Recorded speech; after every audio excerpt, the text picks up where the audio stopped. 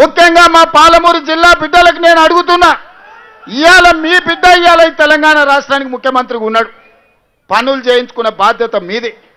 మరి మీ తరఫున మాట్లాడాలంటే మీ తరఫున మాట్లాడే మనిషి మీ ప్రతినిధిగా ఉండాలి కదా. అట్లాంటిది వాళ్ళకు 3 సార్లు ఇచ్చిండ్రు, కేటీఆర్కు 2 సార్లు 10 ఏళ్ళు మంత్రి పదవి ఇచ్చిండ్రు. బీజేపీ కిషన్ రెడ్డి ఇవాళ కొత్తగా సమస్యలు చూసినట్టు మాట్లాడుతున్నా, అయ్యో మట్టి ఉంది గీడ బుడుతుందని. కిషన్ రెడ్డి ఎక్కడి నుంచి వచ్చినవా నువ్వు? 2014లో దత్తన్న ఉండే, 2019లో నువ్వే మంత్రి అయినావు, 2023లో మళ్ళీ నువ్వే గెలిచినావు. మోడీ 3 సార్లు ప్రధానమంత్రి అయిండు. మరికి మట్టి తీసి సీసీ రోడ్లు వేయాలని మనం తెచ్చినవా? బోడబండకి ఎప్పుడైనా నీ ఎంపీ నిధుల నుంచో కేంద్ర మంత్రిగా 10 పైసలన్నా తీసుకొచ్చినవా? ఇవాళ పండ్లికలు ఇచ్చుకుంటూ వచ్చిన, అయ్యో మీకు సమస్యలు ఉన్నాయి, మీ సమస్యలు పరిష్కరిస్తామని. ఈ దేశానికి ప్రధానమంత్రిగా నరేంద్ర మోడీ ఉన్నాడు. ఏం తెస్తావో తీసుకురా, ఇంకా 10 రోజులు ఉంది పోలింగ్. ఏం తెస్తావో ఢిల్లీ నుంచి, అంతేగాని గల్లీలలో వచ్చి ఇవాళ 1, 2 అని కథలు చెప్తున్నాడు. పార్లమెంట్ ఎన్నికల్లో బీఆర్ఎస్ వాడు ఓట్లన్నీ బీజేపీని కేపించిండు.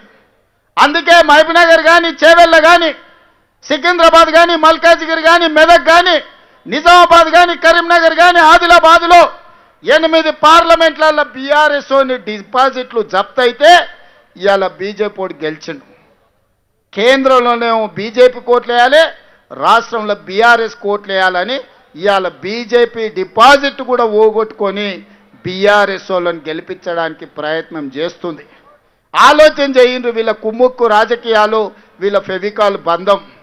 మొదటి రోజు కేటీఆర్ మాట్లాడతాడు, 2వ రోజు కిషన్ రెడ్డి మాట్లాడతాడు. వీళ్ళిద్దరికీ ఫామ్ హౌస్లో కూర్చొని ఇవాళ ఆయన నీతులు చెప్తాడు. ఇక కేటీఆర్ అయితే చెప్తున్నాడు, చెల్లెలు సునీతమ్మని గెలిపించండి, ఆమె కన్నీళ్లు దూడవండి అని.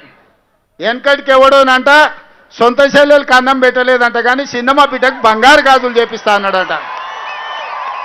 ఓరి సన్నాసి, నీ తోడబిట్టిన చెల్లెలు, నీ సొంత చెల్లెలు ఆస్తి ఇవ్వాల్సి వస్తుందని ఇంట్లోకెళ్ళి బయటకు పంపించినవని ఇవాళ నీ సొంత చెల్లెలు మా పాలమూరు జిల్లాకు వచ్చి ఏడిచింది నిన్ననే.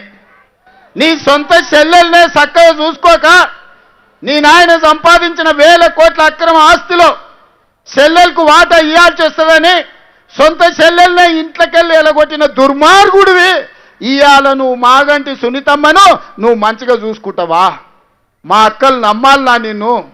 ఇవాళ అడుగుతున్న ఎవడైనా సొంత ఇంటి ఆడబిడ్డను మంచిగా చూసుకోనోడు ఇవాళ మన చిన్నమ్మ బిడ్డలను, పక్కింటి ఆడపిల్లలను మంచిగా చూసుకుంటాడా? ఒకసారి ఆలోచన చేయరు.